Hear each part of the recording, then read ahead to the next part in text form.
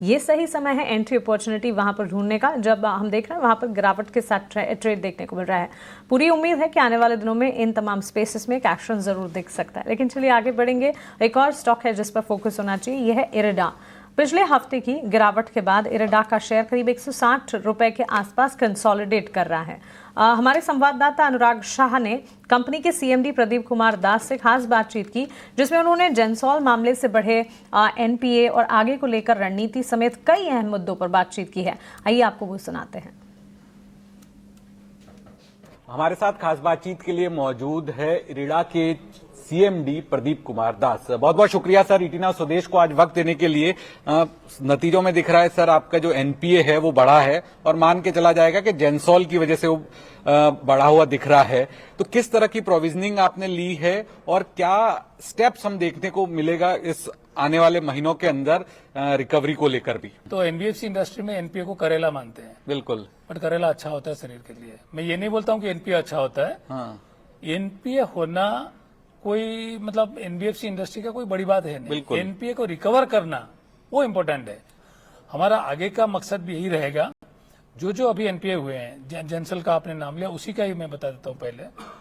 इनके हमारा जो प्रोविजनिंग बढ़ा है इस क्वार्टर में, टोटल हमारा प्रोविजनिंग 363 करोड़ बढ़ा है।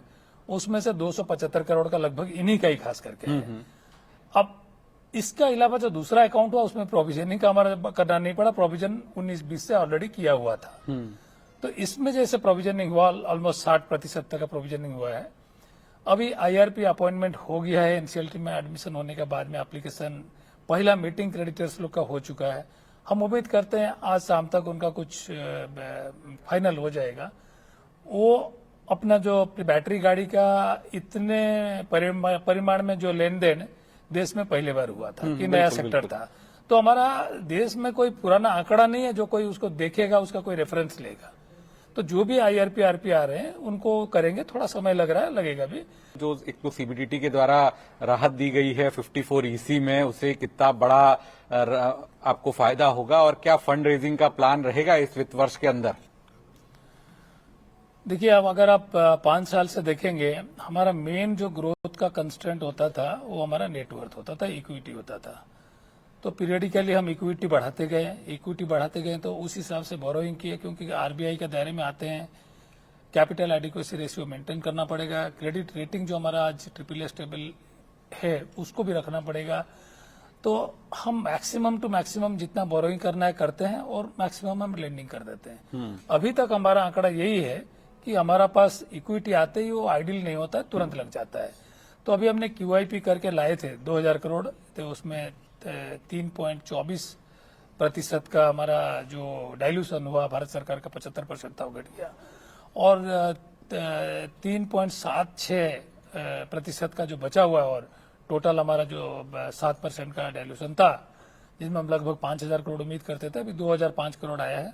तो जो बाकी बैलेंस है उसमें 3000 करोड़ का इक्विटी आएगा, वो हमें सपोर्ट करेगा फर्दर बोरोइंग करने के लिए। चलिए, तो इरेडा पर विस्तार से बातचीत ईटी नाउ स्वदेश एक्सक्लूसिव इस वक्त आप सुन रहे थे। हरीश, एक टेक आपसे जानना चाहेंगे। करीब 1.5% की गिरावट हम देख रहे हैं इस वक्त, और पिछले कुछ सेशन से एक कंसोलिडेशन फेज में ही चलता हुआ इरेडा 157 के लेवल्स पर टेक्निकली चार्ट चेक। वन से एरिडा में चार्ट स्ट्रक्चर देखते हैं। देखिए, लास्ट कुछ दिनों से कंटिन्यूस एक डाउन ट्रेंड देखने मिल रहा है। मेजरली एक बड़ा कंसोलिडेशन बोल सकते हैं, क्योंकि जिस तरीके से स्टॉक प्राइस देखा जाए तो 150 के से रेंज नीचे की ओर रेंज बनाया, ऊपर की ओर 185 का रेंज। तो इसी रेंज में स्टॉक प्राइस मूव हो रहा है। कोई अभी तक मुझे लग रहा है कि कोई क्लियर डायरेक्शन नहीं मिल रहा है स्टॉक प्राइस में। लग रहा है कि करंट कंसोलिडेशन और एक्सटेंड हो सकता है कुछ टाइम पीरियड के लिए। अगर किसी के पास बाइंग है तो 150 का स्टॉक होल्ड कर सकते हैं। ऊपर की ओर रेजिस्टेंस जो बन रहा है मेरे हिसाब से 185 के आसपास, 180 से 185 के अराउंड है। तो मुझे लग रहा है कि ओवरऑल अभी ऐसा कुछ मेजर ट्रेंड दिखाई दे रहा है। फ्रेश बाइंग तो अवॉइड करूंगा। अगर किसी के पास बाइंग है तो होल्ड रखिए थोड़े टाइम पीरियड के लिए। मुझे लग रहा है कि और थोड़ा कंसोलिडेशन हो सकता है स्टॉक प्राइस में। 150 के आसपास सपोर्ट जोन बना हुआ है ऑलरेडी, तो उसके ऊपर जब तक टिका है मुझे लग रहा है कि एक रिकवरी देखने मिल सकता है 180 से 185 लेवल तक। मुझे लग रहा है कि वहां पे थोड़ा बहुत स्क्वायर ऑफ करने के लिए एटलीस्ट या प्रॉफिट बुकिंग करने के लिए कोशिश करना चाहिए। अभी फिलहाल के लिए स्टॉक में कोई एक मेजर अप ट्रेंड दिखाई नहीं दे रहा है एरिडा में।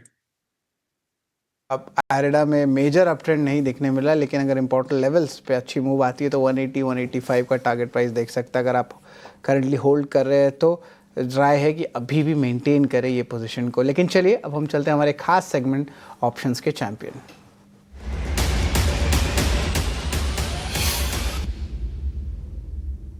आज ऑप्शंस के चैंपियन में हमारे साथ जुड़ रहे हैं ओशो कृष्णन एंजल वन से। गुड आफ्टरनून ओशो जी, बताएं आपके ऑप्शन की कॉल क्या रहेगी? वेरी गुड आफ्टरनून शरद। आज ऑप्शंस में बजाज फाइनेंस फोकस पे है मेरे। दो मेजर रीजन है। सबसे पहले टेक्निकली एक स्लोपिंग ट्रेंड लाइन का ब्रेकआउट देखने को मिल रहा है, एंड सेकेंडली कि डेरिवेटिव डेटा पे यहाँ हमें लॉन्ग एडिशन देखने को मिल रहा है।